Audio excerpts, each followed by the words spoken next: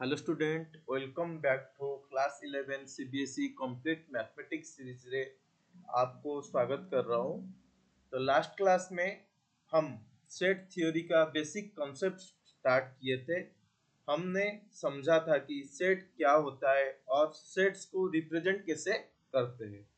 हमने दो important method देखे थे, एक था रोस्टर फॉर्म और एक सेट बिल्डर फॉर्म। तो और एग्जाम्पल के थ्रू ये भी समझा था कि मैथमेटिक्स में कलेक्शन को कैसे सिस्टमेटिक वे में हम रिप्रेजेंट करते हैं। अगर आप लास्ट क्लास का कॉन्सेप्ट थोड़ा सा भी डाउट है या अनक्लियर है तो एक बार क्या कर सकते हो, तुम जाके वो लास्ट क्लास को देख सकते हो, या डाउट हो तो कमेंट सेक्शन में उसी क्लास में पूछ सकते हो, या आज की क्लास का कमेंट सेक्शन में भी पिछले क्लास का कुछ डाउट है तो पूछोगे तो मैं नेक्स्ट क्लास को उसे उसी कॉन्सेप्ट को क्लियर कर दूंगा, क्योंकि कॉन्सेप्ट को क्लियर कर दूंगा। ठीक है, आज की क्लास में हम सेट्स के डिफरेंट टाइप्स के बारे में पढ़ेंगे, जैसे कि एम्प्टी सेट क्या होता है, एम्प्टी सेट क्या होता है, सिंगलटन सेट क्या होता है, और इनफाइनाइट सेट क्या होता है,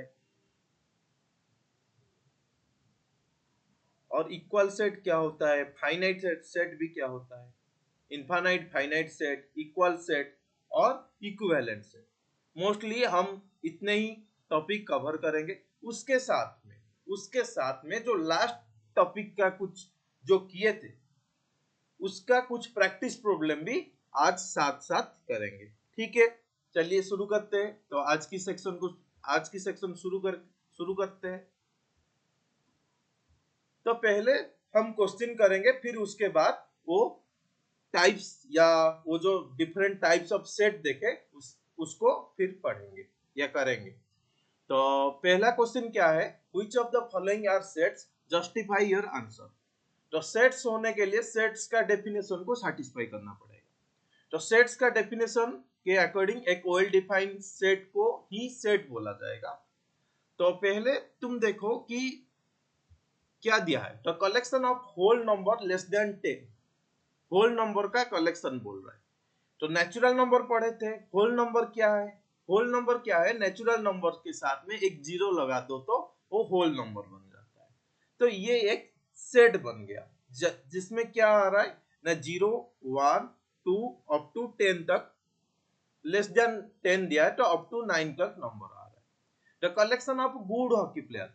तो यहाँ पे देख सकते हो कि सेम लास्ट क्लास में बताया, जैसे कि गुड, ब्यूटीफुल, बेस्ट, ये सारे वर्ड आता है तो ये वेल डिफाइंड नहीं रहता है। तो यहाँ पे ये वाले वर्ड वर्ड आने से ये और वेल डिफाइंड नहीं रहा। तो इसमें क्या बोल सकते हैं कि ये एक सेट नहीं होगा। तो ये फॉल्स स्टेटमेंट हो गया, ये फॉल्स स्टेटमेंट हो गया। The collection of all question, not a set भी लिख सकते हैं, not a set. The collection of all question in this chapter, ये एक सेट हो गया क्योंकि ये चैप्टर में जो भी क्वेश्चन है उसे हम कलेक्ट करेंगे तो ये एक सेट हो गया।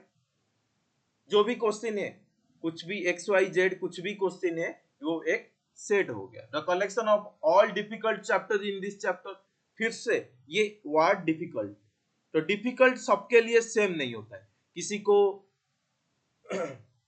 डेफिनेशन में डिफिकल्ट होता है, किसी को टाइप समझने में डिफिकल्ट होता है, किसी को वेन डायग्राम समझने में डिफिकल्ट होता है।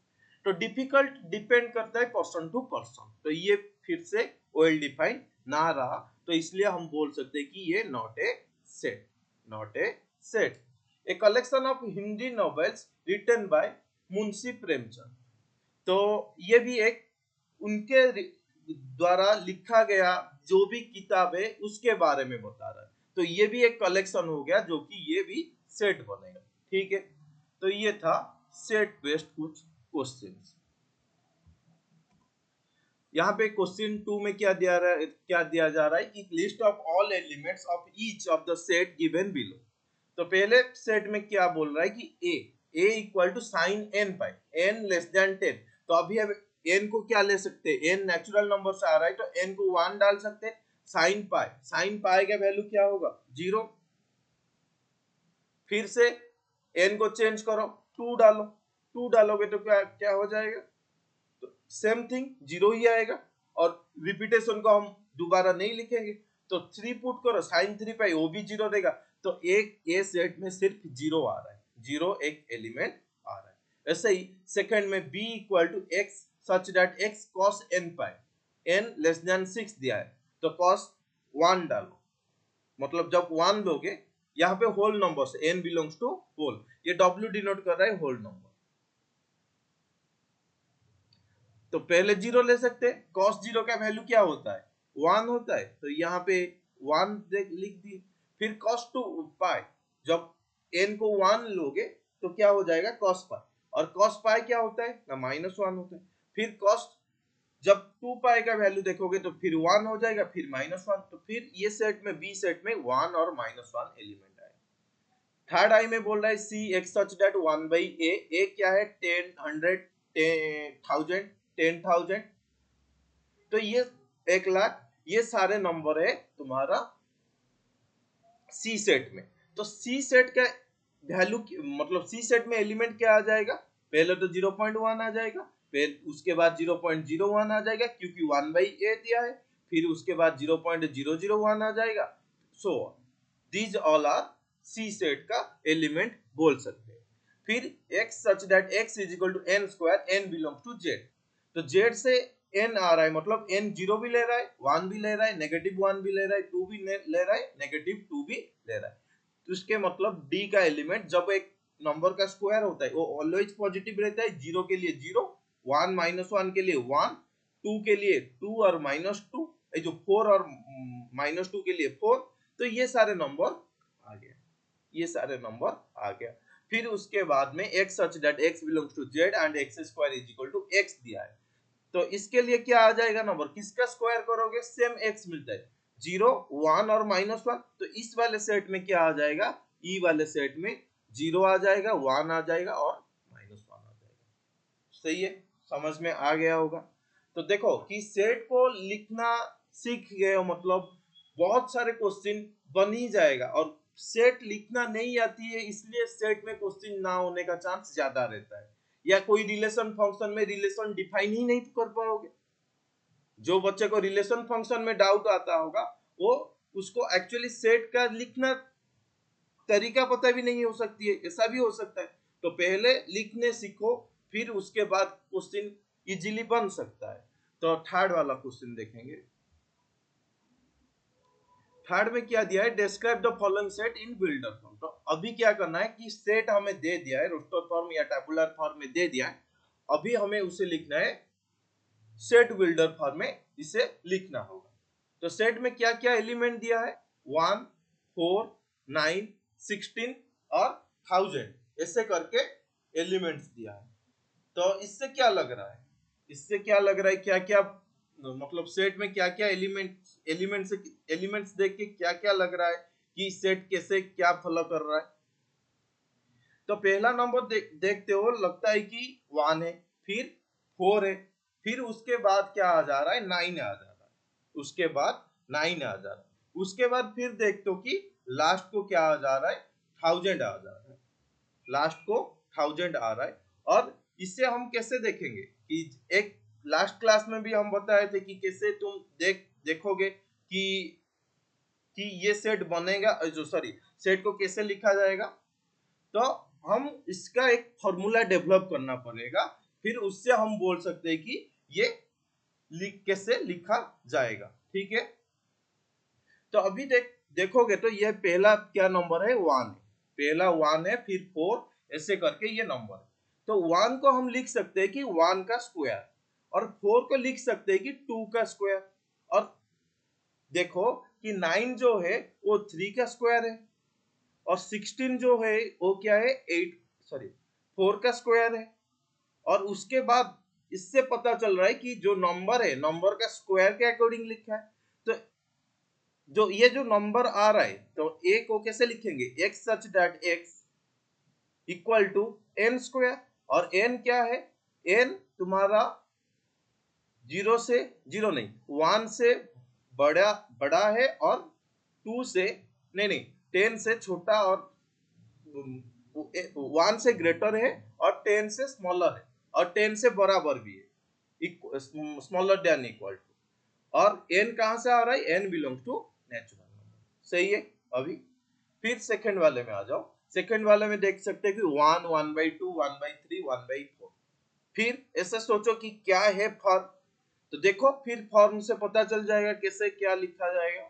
तो तुम देखते हो कि ये लगता है कि ऐसे एक नंबर लिखा गया है कि 1 के नीचे एक एक इंक्रीमेंट होके जा रहा है कि 1 फिर 2 फिर 3, मतलब यहाँ पे कुछ सीक्वेंस फॉलो कर रहा है कि कुछ तो वेरिएबल जो रह रहा है उसमें हम वैल्यू चेंजेस करने के बाद वो चेंज हो रहा है।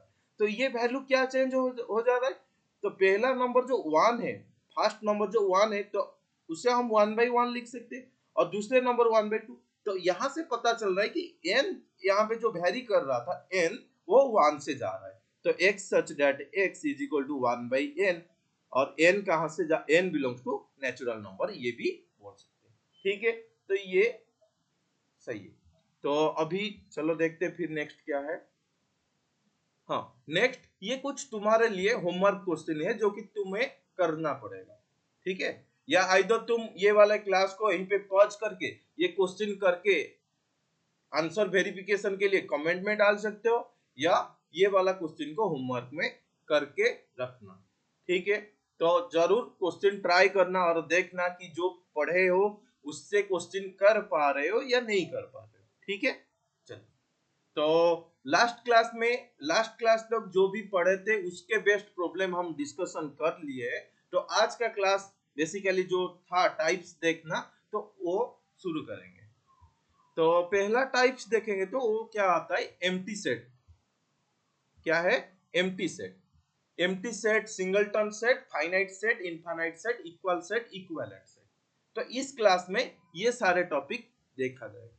तो पहला है एम्प्टी सेट या कभी कभी नॉल सेट बोला जाता है। मान लो कि एक सेट है जिसमें कुछ भी एलिमेंट ही नहीं है, कुछ भी एलिमेंट ही नहीं है, तब उसे हम क्या बोल देते हैं कि एम्प्टी सेट बोल देते हैं।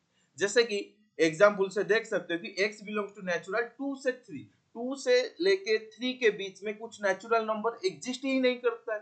तो अभी क्या बोल सकते हैं कि ये जो सेट को नाम दे देंगे a, तो ये a में क्या आ जाएगा? नो एलिमेंट या फाई, आइदर हम ये सिंबल डिनोट करेंगे या फाई में डिनोट करेंगे, कुछ भी एक सिंबल का यूज करेंगे। फिर ऐसे बोल रहा है कि x such that x is a number x not equal to s। ऐसा कुछ पॉसिबल है कि जो नंबर अपने से ही इक्वल नहीं है? ऐसा कुछ पॉसिबल है क्या कि जो एक नंबर अपने से ही बराबर नहीं है? तो ये भी एक नॉल सेट का एग्जांपल है। तो इसमें भी फाई आ जाएगा। तो ये सेट का नाम b दे दिए, तो b में फाई बन गया।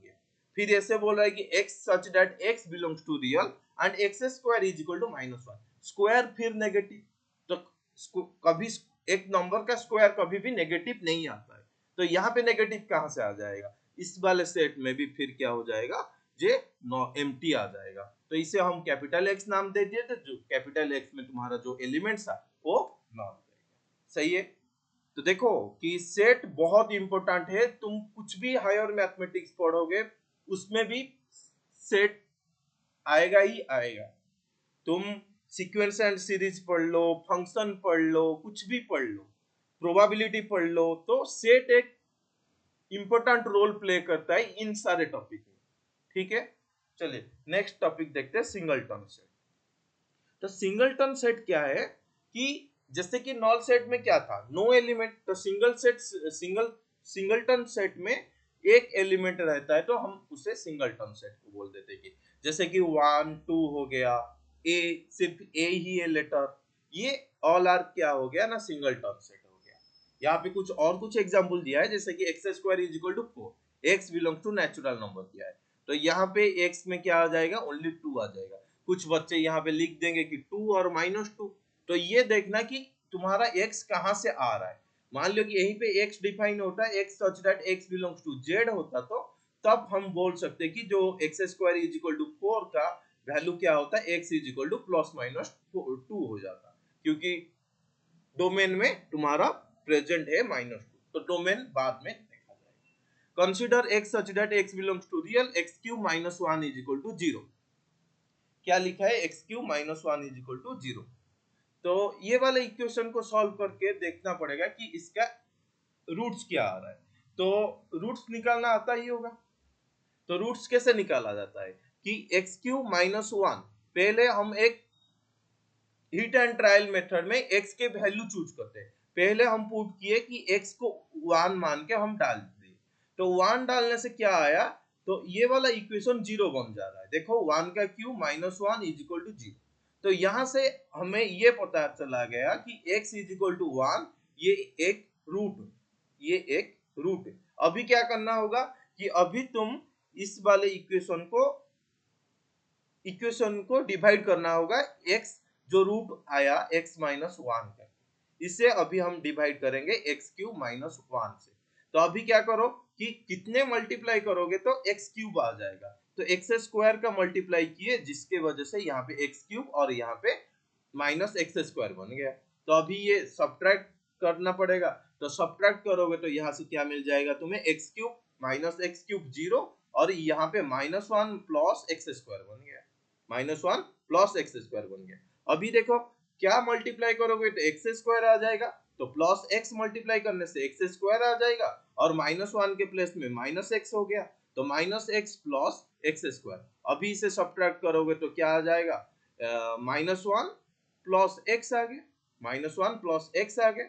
अभी देखो कि x माइनस 1 है, तो प्लस 1 मल्टीप्लाई करने से ये माइनस 1 प्लस एक्स आ जा रहा है, जिसे सॉल्व करने से ये क्या बन गया, तुम्हारा जो रिमाइंडर पार्ट 0 बन गया। तो अभी ये जो था एक्स क्यूब माइनस 1, ये टूट के x minus 1 x square plus x plus 1 के जैसे लिख सकते हैं, और ये बराबर 0 हो गया। और यहां से अभी हमें पता चल गया था कि x इज इक्वल टू 1 आ रहा है। अभी ये वाला को सॉल्व करना होगा, इसे सॉल्व करना होगा। चलो यहाँ पे देखते हैं इसका सॉल्यूशन क्या आ जाएगा। तो x square plus x plus 1 equal to 0 दिया है, तो यहाँ से अभी हम d निकालना पड़ जाएगा।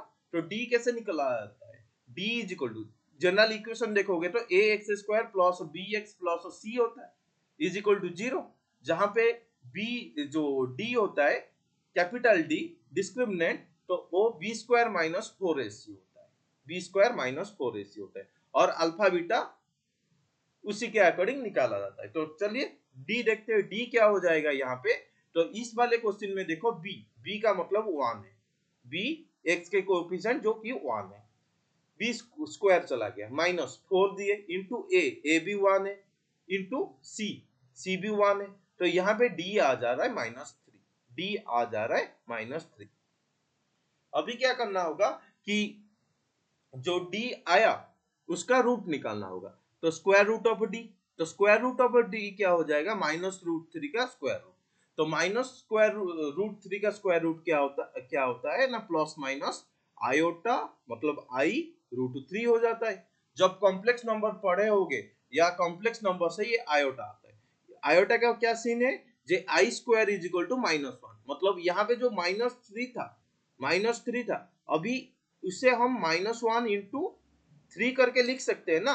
तो माइनस 1 को आई स्क्वायर में रिप्लेस करा दिए, minus 1 replaced by I square, और 3 था, आई स्क्वायर का स्क्वायर रूट प्लस माइनस आई, और ये रूट 3 आ गया, रूट 3 डी आ गया।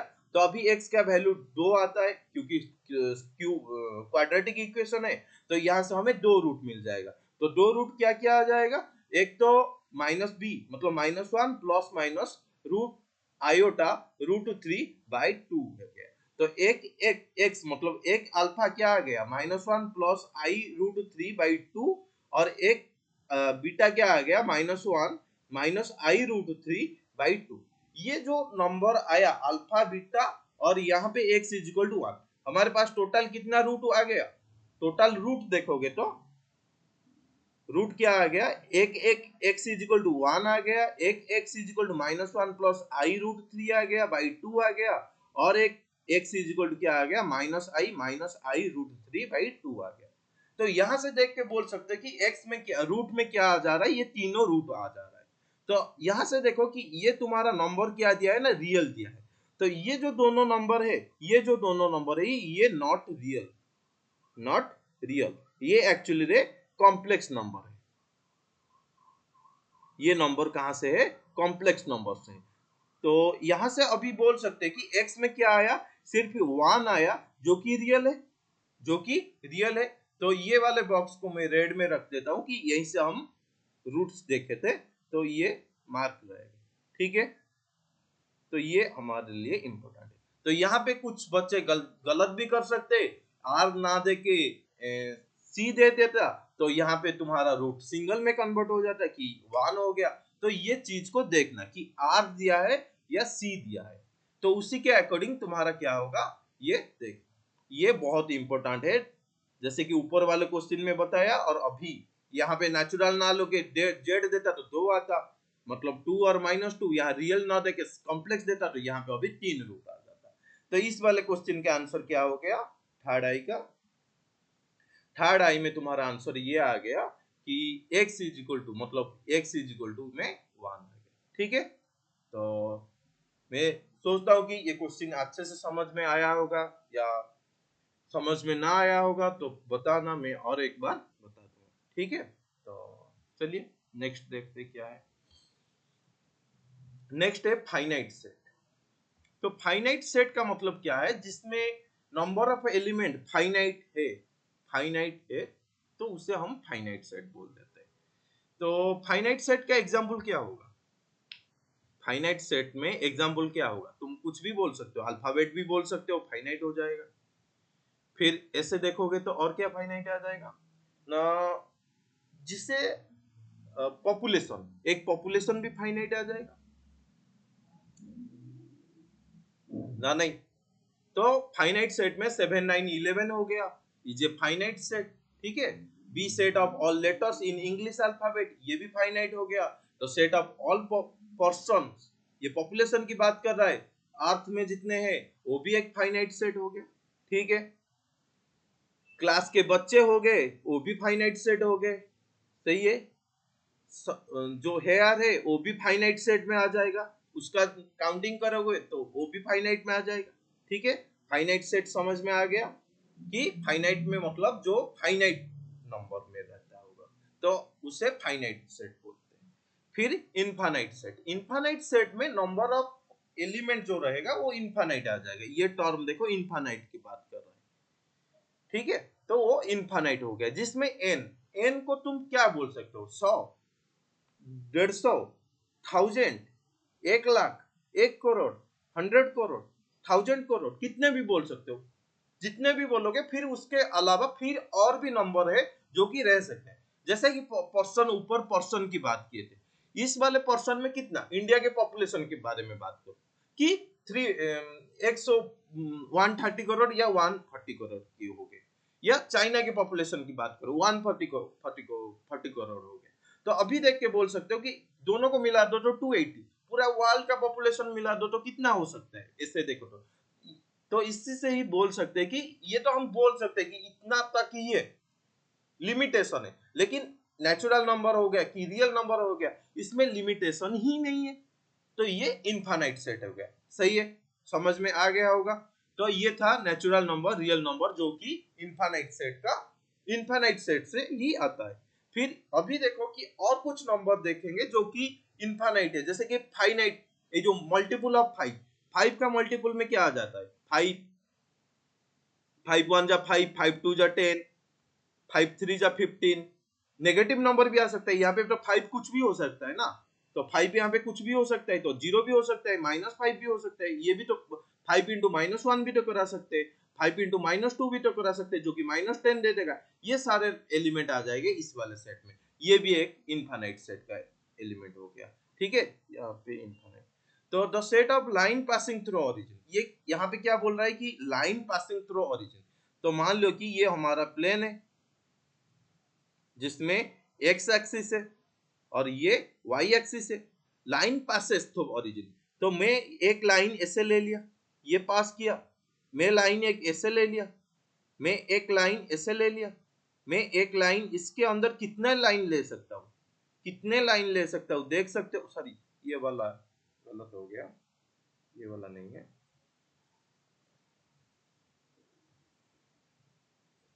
ऐसे भी ले सकते हैं ना, नहीं ऐसे भी ले सकते हैं, ऐसे भी ले सकते हैं। तो ये देख सकते हो कि ऐसे करके हम इनफाइनाइट नंबर ऑफ लाइंस ऐसे ऐसे करके जीरो को पास करके ले सकते हैं। तो यहाँ पे इनफाइनाइट लाइन पॉसिबिलिटी है कि जीरो को पास करके जा सकते हैं। ठीक है, तो तुम पढ़े भी होगे कि एक पॉइंट को कितने लाइन पास करके जा सकते हैं, एक पॉइंट पॉइंट में इनफाइनाइट नंबर ऑफ लाइन पास करके जा सकते हैं। ऐसे ही जब देखोगे तो दो पॉइंट में दो पॉइंट देके कितना, यहाँ पे भी इनफाइनाइट ऐसे ही, मतलब यहाँ पे तो हम एक लाइन ड्रॉ करने में बात आ गया, तो या एक ही हो सकता है, लेकिन यहाँ पे भी बोल सकते हैं। ठीक है, चलो ये था फाइनाइट सेट, इनफाइनाइट सेट। फिर आता है इक्वल सेट और इक्विवेलेंट सेट। इक्वल सेट और इक्विवेलेंट सेट, इसमें थोड़े बच्चे कंफ्यूजन होता है कि इक्वल सेट और इक्विवेलेंट सेट में क्या होता है। एक्चुअली इक्वल सेट में एलिमेंट सेम होना चाहिए और इक्विवेलेंट सेट में नंबर ऑफ एलिमेंट सेम होना चाहिए। इक्विवेलेंट में नंबर को बात करता है और इक्वल सेट में सेम एग्जैक्ट सेम की बात कर रहा है, एग्जैक्ट सेम की बात कर रहा है। तो अभी देख के बोल सकते हो कि इक्वल सेट का मतलब क्या हो गया, if every element of A belongs to B and every element of belongs to A. मतलब क्या हो गया ना, ए भी बी में थी होगा और बी भी ए में होगा, तब बोल सकते हैं कि इक्वल सेट है। जैसे कि मैं एग्जांपल दे रहा हूँ 1 2 3 4 है, और बी में एग्जांपल में ले रहा हूँ कि 4 3 2 1। देख सकते हो कि 4 यहाँ भी प्रेजेंट है, यहाँ भी प्रेजेंट है, 3 यहाँ यहाँ और 2 भी और 1 भी, ये सारे नंबर जो है ये दोनों दोनों में प्रेजेंट है। और देख सकते हो कि सारे एलिमेंट को मिला के भी देख सकते हो कि ये बराबर आ रहे हैं। तो a इक्वल टू बी हो गया, a इक्वल टू बी हो गया, तब हम बोलते कि इक्वल से, ना कि इक्वल और इक्विवेलेंट में कंफ्यूजन रहोगे। इसका मतलब ही इक्वल है, इक्विवेलेंट मतलब काउंट करना होता है कि इसमें 4 नंबर है, इसमें 4 नंबर है। ठीक है, तो ये हो गया तुम्हारा इक्वल सेट। ठीक है, तो अभी क्या कर सकते हैं कि मेरे पास जो सेट है, let A set of letters the word follow and B set of letters the word wood so that A equal to B. ये अभी हमें सेट करना है, शो करना है कि ए इक्वल टू बी होगा। तो ए सेट में देख सकते हो कि क्या नंबर आ सकता है, ए सेट सॉरी क्या लेटर आ सकता है कि एफ ओ एल डब्ल्यू। तो एफ ओ एल डब्ल्यू यही एलिमेंट होगा। बी सेट में क्या होगा, same W O L F. तो यहां से अभी ये इंप्लाइज किया ए इक्वल टू बी है। फिर ऐसे बोल रहा है A equal to P Q R S, B equal to Q R P S. A B equal equal yes equal, P Q R S और Q R P S same ही तो लिखा है।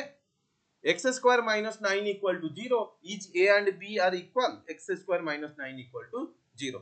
यहाँ पे ये n से आ रहा है, ये z से आ रहा है, तो अभी ये बताना है कि ये इक्वल होगा कि नहीं होगा। यहाँ से अभी पता बोल सकते हैं कि x स्क्वायर 9, तो x इज इक्वल टू क्या हो जाएगा, या ऐसे ना करके x square minus 9 is equal to 0। इसे अभी ऐसे भी लिख सकते हैं ना, x माइनस x माइनस 3। ठीक है, क्योंकि चलो और थोड़ा इसे दिखा के लिखते हैं कि कैसे सॉल्व करा जाता है, कि इक्वेशन ऐसे नहीं कि ऐसे सॉल्व कर लोगे तो गलत भी हो सकता है। कि x square minus 9 is equal to 0 दिया है, तो अभी इसे क्या लिख सकते हैं, ये एक्चुअली में एक्स स्क्वायर माइनस 3 के स्क्वायर जैसे लिखा है ना 0। और ये तुम पढ़े होगे A square minus B square, result class 10th में या 9th में या 8th में किए होगे, सारे हर क्लास में ही किए होगे। ए माइनस बी होल इंटू क्या रहता है, ए प्लस बी होता है। तो इसे अभी ये लिख सकते हैं ना, x minus 3 whole into x plus 3 is equal to 0। और x यहाँ से एक मतलब दोनों प्रोडक्ट का 0 हो रहा है, a इंटू बी 0 हो रहा है। ये कब 0 होता है, आइदर a 0 या b 0 या दोनों 0 एक साथ में, a equal to b equal to 0, ये भी हो सकता है। कोई एक एक टर्म 0 हो सकता है या दोनों भी 0 हो सकता है। तो पहले मान लिया कि x माइनस 3 0 है, x माइनस 3 क्या है ना 0 है। तो यहां से अभी बोल सकते हैं कि x इज इक्वल टू क्या होगा ना 3 होगा, और यहाँ पे बोल रहा है कि x प्लस 3 0 है, तो यहां से अभी बोल दिया कि x क्या होगा माइनस 3 होगा। लेकिन a सेट में क्या आएगा, a सेट में क्या आ जाएगा, नेचुरल है तो a सेट में 3 आ जाएगा, a सेट में 3 आ जाएगा। ऐसे यहाँ पे भी बोल रहा है x square minus 9 is equal to 0। इसे भी सॉल्व करते तो x इज इक्वल टू क्या आता, 3 और -3 आता। लेकिन ये बी सेट में क्या आ जाएगा, 3 आ जाएगा और -3 भी आ जाएगा। देख सकते हो कि क्या फर्क है। और ए बी यहाँ पे क्या हुआ, नॉट इक्वल हुआ, यहाँ पे ए नॉट इक्वल टू बी होगा। ठीक है, तो फर्क देख सकते हो कि कितना इंपॉर्टेंस रहता है कि नंबर में जो क्या x कहां से आ रहा है। ठीक है, चलो सही है। तो नेक्स्ट है इक्विवेलेंट सेट। नेक्स्ट क्या है, इक्विवेलेंट सेट। तो इक्विवेलेंट सेट क्या बोल के आया कि नंबर ऑफ एलिमेंट को देखते हैं कि नंबर ऑफ एलिमेंट दोनों में बराबर हो तो बोल सकते हैं कि इक्विवेलेंट सेट, बोलेंगे ही इक्विवेलेंट सेट। तो नंबर ऑफ ए को हम ऐसे भी बोल सकते हैं कि एन ब्रैकेट में ए रख ले तो ये रिप्रेजेंट करता है number of A, number of element in A, number of element in A, ये क्या रिप्रेजेंट करता है, number of element in B. सही है, तो डेफिनेशन क्लियर। तो एग्जांपल को चलते हैं कि एग्जांपल में बोल रहा है कि let a equal to 1 3 4 and b equal to 2 4 6 is equivalent. देख सकते हैं कि a में कितना एलिमेंट है, number of element in a 1 2 3, 3 element है, और b में कितना एलिमेंट है, 3 एलिमेंट है। तो यहां से बोल सकते हैं कि दोनों में सेम नंबर ऑफ एलिमेंट है, तो यहां से इंप्लाइज किया A and B are equivalent. ठीक है, यहां पे देख सकते हो कि यहां पे जीरो दिया है और यहां पे नॉल सेट के बारे में बोल रहा है। यहां पे जीरो, जीरो मतलब कुछ तो एलिमेंट है, एम्प्टी मतलब क्या है, कुछ कुछ भी एलिमेंट नहीं है, कुछ भी एलिमेंट नहीं है। तो यहां से बोल सकते हैं कि इसके नंबर ऑफ एलिमेंट कितना आ जाएगा 1, और इसका क्या क्या आ जाएगा 0। तो यहां से बोल सकते हैं कि ये आर इक्विवेलेंट सेट, नो ये इक्विवेलेंट सेट नहीं है। ठीक है, चलो हाँ, आज की क्लास में इतना ही था। मैं आशा करता हूँ कि क्लास अच्छा लगा होगा। तो क्लास अच्छा लगी होगी तो क्लास को लाइक कर देना और दोस्तों के साथ शेयर कर देना। ठीक है, चलिए आज को क्लास को यहीं पे रख लेते हैं। Thank you.